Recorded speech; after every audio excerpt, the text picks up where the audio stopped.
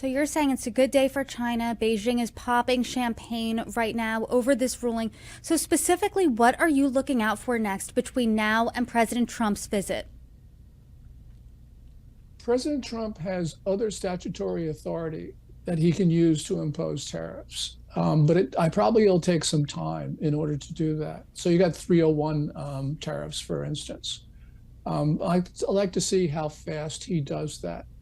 I'd like to see what he does with other technology decisions that are, coming up. In general, I'd like to see other things that he's doing.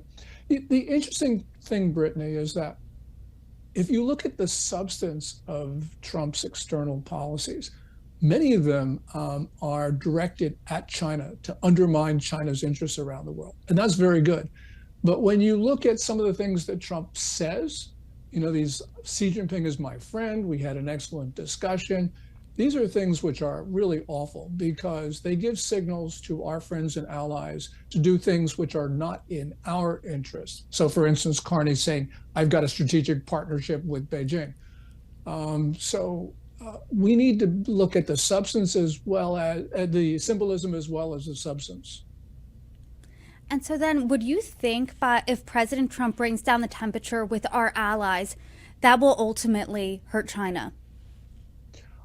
Ultimately, yes, because the stronger relations we have with our allies, the more that we have a united front, I think that it means China will then interact with us in at least a more constructive basis. I'm not saying they'll ever be constructive, but at least they won't be as belligerent and hostile and provocative as they have been.